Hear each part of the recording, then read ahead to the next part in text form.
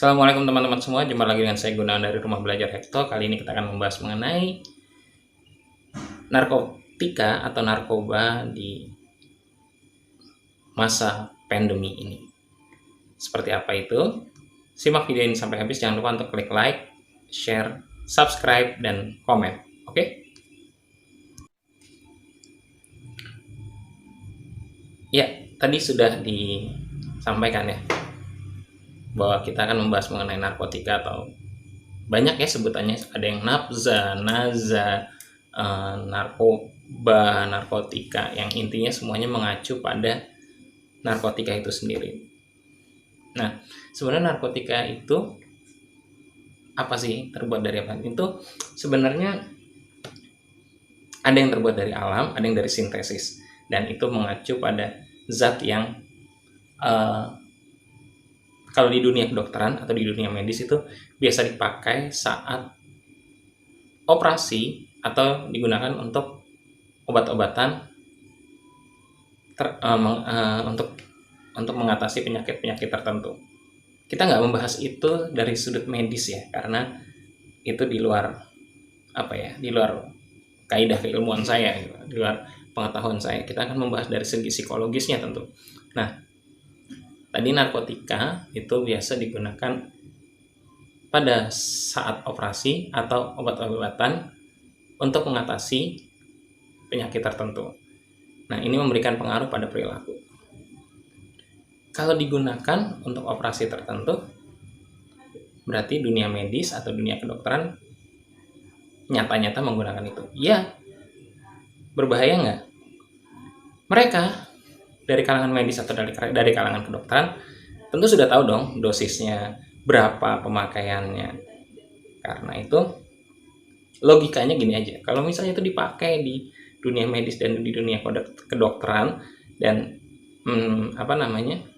mereka kan sudah memakai dengan dosis atau takaran tertentu, mereka yang habis operasi ketagihan nggak? Pengen nggak dioperasi lagi?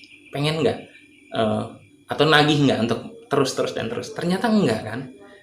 Nah, itu jadi memang digunakan, tapi yang dipakai masyarakat biasanya pada umumnya tuh penyalahgunaannya. Jadi takarannya berbeda. Jadi efek-efeknya tuh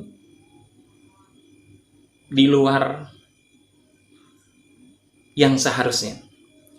Tadi sudah dikatakan narkotika itu memberikan pengaruh pada perilaku macam-macam ya. Bisa bisa berhalusinasi, bisa apa yang harusnya tidak dilakukan menjadi dilakukan, bisa jadi mudah marah, bahkan ingin membunuh pun bisa. Nah, karena itu ada zat-zat yang mempengaruhi pikiran yang memang harusnya di luar takaran atau di luar dosis, jadinya karena disalahgunakan, jadi ya muncullah akibat-akibat atau efek yang di luar dugaan atau efek negatif yang muncul. Nah, siapa sih yang menyalahgunakan ini? Ya bisa siapa aja ya, tapi biasanya yang menyalahgunakan ini adalah remaja dan pelajar. Nanti ada slide-nya kok, ada datanya. Nanti akan muncul di layar. Tunggu aja, oke? Nah, kenapa sih yang biasa menyalahgunakan atau yang biasa menggunakan ini adalah remaja atau pelajar?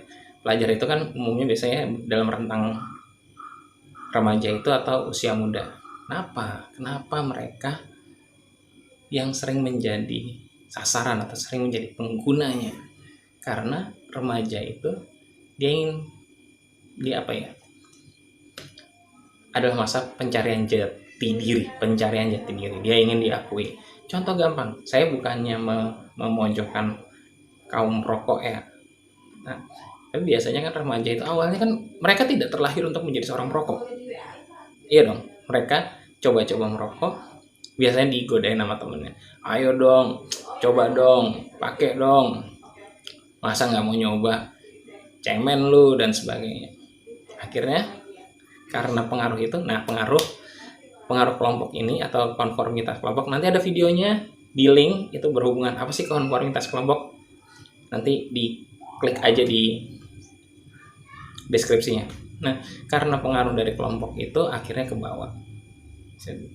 Dia ingin diakui di kelompoknya, di gengnya itu, di grupnya dia kebetulan teman dia salah pergaulan. Nah, salah pergaulan itu akhirnya dia terpancing dan ingin melakukan itu. Nah, itu kenapa remaja menjadi target terbesar. Nah, ada hal menarik mengenai narkotika ini atau narkoba ini. Menurut BNN atau Badan Narkotika Nasional, peredaran narkoba di masa pandemi ini justru meningkat. Nanti ada datanya kok, tenang aja. Nanti muncul di layar, tenang aja. Nah, kenapa? Kenapa bisa meningkat? Nah, pandemi ini adalah masa sulit ya, masa yang berat. Jadi banyak juga orang yang mengalami stres. Kadangkala dalam dia ingin mereduksi atau mengurangi tegangan, stres, dan kebingungan yang dia alami, dia butuh penyaluran. Ada yang menyalurkannya ke jalan ini. Ini yang salah. Mungkin ada yang bilang, kenapa nggak refreshing aja? Nah, itu yang betul. Terus mungkin ada yang berpendapat juga, lah kalau lagi sulit gimana caranya beli narkoba? Dan memang datanya seperti itu. Mungkin juga yang mereka udah nggak mikirin, nah udahlah ada duit ini dulu, pokoknya gue pengen keluar dari masalah ini sesaat. Nah, seperti itu. Bahaya kah? Bahaya. Terus mungkin ada yang berpendapat, apakah langsung kecanduan? Tergantung. Kalau misalnya, karena saya pernah ketemu orang yang icip-icip udah, habis itu besok tobat nggak pakai lagi. Nah, itu mungkin bisa, nggak ada masalah, karena dia udah tahu udah tahu itu nggak ada gunanya, ditinggalkan, selesai. Tapi kan biasanya kalau yang karena pengaruh teman, gimana rasanya? Gue pusing-pusing dikit, makanya tambahin dosisnya, dan terus, akhirnya jadi kecanduan. Seperti itu. Jadi kenapa bisa kecanduan? Apakah sekali langsung kecanduan? Ya, kalau dibilang seperti itu, saya bisa bilang ya nggak juga, karena saya pernah ketemu orang yang nggak langsung kecanduan kok. Sadar besoknya langsung nggak mau main lagi, udah. Astaga, gue kilaf, gue berbuat yang nggak benar, selesai. Nggak dekat-dekat lagi, udah. Ada yang seperti itu. Tapi bagaimanapun ini adalah jalan yang salah. Kalau ditanyain apakah langsung kecanduan, ya buktinya ada yang seperti itu. Tapi kalau misalnya karena pengaruh teman, konformitas kelompok itu, dan itu memang sangat berat, itu biasanya akan terbawa dan seterusnya. Kalau sudah kecanduan, nah ini yang berat. Lalu bagaimana cara menanggulanginya? Kalau masih baru, itu lebih baik. Misalnya teman-teman yang kebetulan melihat ini punya teman pengguna narkoba, kemudian dia tahu temannya ini terjerumus ke dalam masalah seperti itu. Kalau masih baru, cepat pengaruhi dia untuk kembali ke jalan yang benar, untuk tidak keterusan gitu loh. Supaya nggak keterusan, supaya berhenti total, selesai. Kalau masih baru-baru, mungkin baru seminggu make, atau mungkin kurang dari seminggu make, dipengaruhi untuk jalan yang baik, ya insya Allah aman. Tapi kalau udah bertahun-tahun, apakah nggak bisa kembali? Ya bisa aja direhab, ke rehabilitasi ini masalah narkotika itu gitu. Dan gimana cara mengatasinya? Bisa dengan konsul, bisa dengan psikoterapi, dan juga bisa dengan terapi obat. Ya ini biasanya kalau menurut saya pribadi sih, kalau udah sampai pakai terapi obat biasanya itu udah terlalu lama dia sebagai pengguna. Kalau masih baru-baru sendiri sebenarnya, kalau misalnya ada teman atau mungkin keluarga yang langsung sadar bahwa si orang ini menggunakan narkotika atau narkoba, itu cepat-cepat deh dipengaruhi untuk meninggalkannya.